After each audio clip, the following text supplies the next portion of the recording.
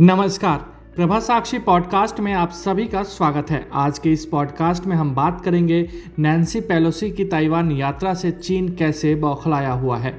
तो आइए सुनते हैं आज के इस पॉडकास्ट को। लेकिन उससे पहले अगर आपने हमारे चैनल को सब्सक्राइब नहीं किया है तो ज़रूर कर ले, ताकि हर रोज़ आप ऐसे ही इंटरेस्टिंग और जानकारीपूर्ण पॉडकास्ट सुन सकें। अमेरिकी संसद के निचले सदन हाउस ऑफ रिप्रेजेंटेटिव की स्पीकर नैन्सी पेलोसी की ताइवान यात्रा से चीन बौखलाया हुआ है। नैन्सी की ताइवान यात्रा से अमेरिका और चीन के बीच तनाव अपने चरम पर है। ईस्टर्न थिएटर कमांड की वॉर ड्रिल से युद्ध जैसे माहौल बन गए हैं। ताइवान के पास चीन की लाइव फायर ड्रिल की गई है। चीन ने 7 जगहों से ताइवान की घेराबंदी भी कर दी है। 25 साल बाद चीन की तरफ से इस तरह की वार एक्सरसाइज को अंजाम दिया गया है। इससे पहले 1996 में चीन ने ताइवान के पास इसी तरह की तैनाती की थी, लेकिन उसके 2.5 दशक बाद इससे कहीं ज़्यादा और व्यापक चीन की वार एक्सरसाइज ताइवान के चारों तरफ देखने को मिल रही है। लाइव फायर ड्रिल की समय सीमा 4 से 6 अगस्त तक थी। चीन की धमकियों के बावजूद जिस तरीके से अमेरिकी संसद की स्पीकर नैन्सी पेलोसी पहुंची, उसके बाद से ही चीन बुरी तरह से बौखलाया हुआ है।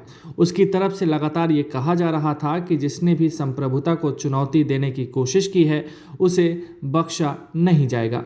पेलोसी के ताइवान जाने के एक दिन बाद देश के तट से कम 11 बैलिस्टिक मिसाइलें लॉन्च की गई।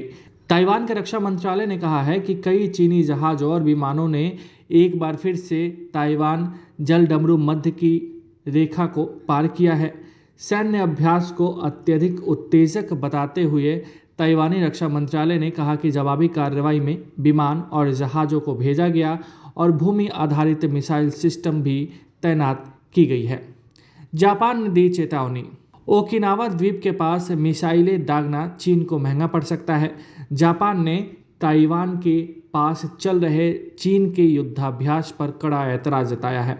जापान के प्रधानमंत्री फूमियो किशिदा ने इस क्षेत्र में चीन के सबसे बड़े लाइव फायर अभ्यास की निंदा की है। उन्होंने चीन की बारूदी साजिश को क्षेत्रीय शांति और क्षेत्र की सुरक्षा के लिए खतरा बताया है।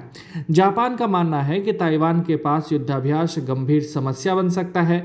जानकारों का मानना है कि अगर चीन और ताइवान युद्ध नहीं हुआ तो जापान और उसके मित्र देश उसकी घेराबंदी करेंगे।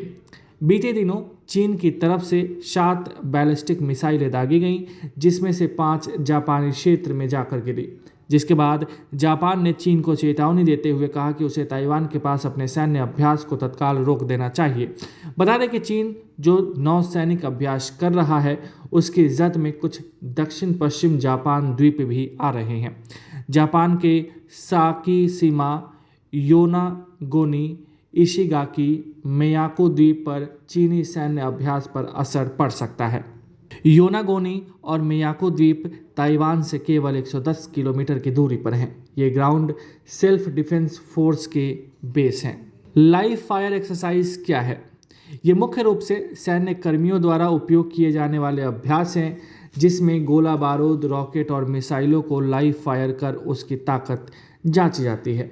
सेनाएं जब भी एक्सरसाइज के दौरान लाइव गोला बारूद को फायर करती हैं तो उसे लाइव फायर ड्रिल का नाम दिया जाता है। यह परीक्षण ऐसे क्षेत्र में किए जाते हैं जहां कोई हताहत न हो।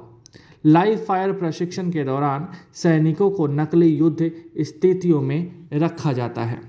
यह परीक्षण ऐसे क्षेत्र में किए जाते हैं जहां कोई हताहत न हो सके। लाइव फायर प्रशिक्षण के दौरान सैनिकों को नकली युद्ध स्थितियों में रखा जाता है और उन्हें अपने हथियारों और उपकरणों जैसे कि जहाज, विमान, टैंक और ड्रोन का उपयोग करने का अवसर दिया जाता है। इस तरह के अभ्यास सैनिकों की युद्ध की तैयारी, इकाइयों के सामंजस्य को बनाए रखने और अपने हथियारों और उपकरणों का सही ढंग से उपयोग करने की क्षमता में विश्वास पैदा करने में बेहद महत्वपूर्ण माना जाता है। इसमें वाहनों और हथियार प्रणालियों की प्रभावशीलता का भी परीक्षण शामिल है, ताकि हथियारों के पूरी तरह से चालू होने से पहले किसी भी खामियों को दूर किया जा सके। चीन की तरफ से किए जा रहे इस वॉर एक्सरसाइज दूसरा मकसद ताइवान और अमेरिका को चीन की नौसैनिक शक्ति का प्रदर्शन करना है। क्या है इस ड्रिल का उद्देश्य? ये ड्रिल रंगरूटों को अपने अपने हथियारों के आदी होने का अवसर प्रदान करता है। इससे वे जानते हैं कि इन बड़े बड़े हथियारों को कैसे ऑपरेट किया जाता है।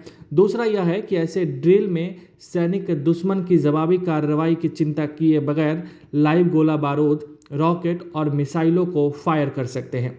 इसमें सैनिक यह भी सीखते हैं कि वास्तव में बड़े हथियारों का इस्तेमाल कैसे और कब किया जाए और उसका प्रभाव क्या होता है। चीन ने यह भी जताया है कि वह अमेरिकी नेताओं की ताइवान यात्रा को लेकर काफ़ी संवेदनशील है। 26 साल पहले की याद ताज़ा हुई।